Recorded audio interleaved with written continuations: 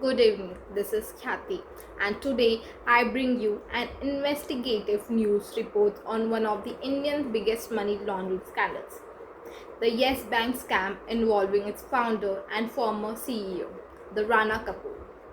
This case exposed how loopholes in the banking system were exploited, how public trust was broken, and how law enforcement agencies stepped in to protect Indian financial sector.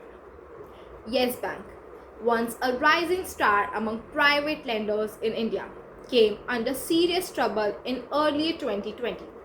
Allegations emerged that its founder, Rana Kapoor, has been involved in sanctioning risky loans to troubled companies in exchange for massive kickbacks. At the heart of scandal was a disturbing pattern: bank funds were being misused, while ordinary depositor savings were put at risk.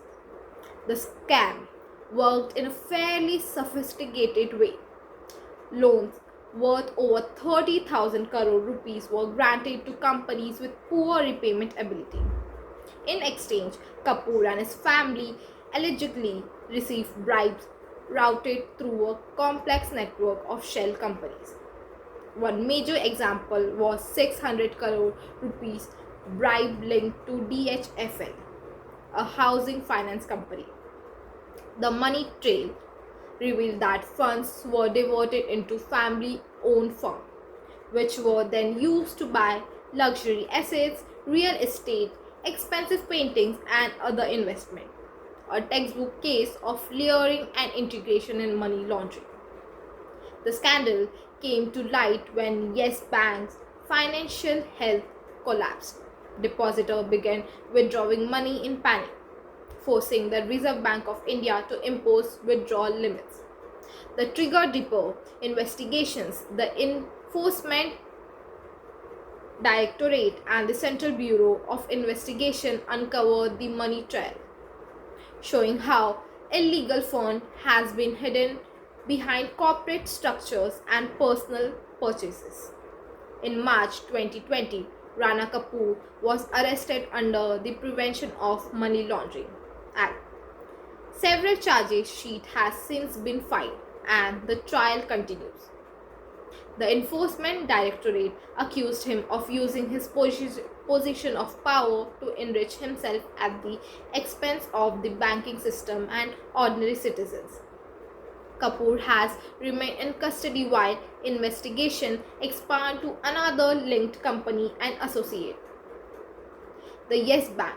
The scandal has served consequences. The confidence of depositors was shattered, with thousands of customers left uncertain about their savings. The stock market reacted sharply, wiping out huge investigator wealth. The Indian government and the State Bank of India has to step with the rescue package to prevent a total collapse of Yes Bank. Most importantly, the case underlying the urgent need for stronger anti-money laundering, the measure and sticker regulator checks in the Indian banking system. As a member of AML Investigative Task Force, my role is to highlight the dangers of money laundering and ensures that lessons are learned from cases like this. The Yes Bank scam is not just about the one individual greed. It is the warning about the vulnerabilities in our financial institution. This is Kathy reporting on the Yes Bank money laundering case. Thank you for watching.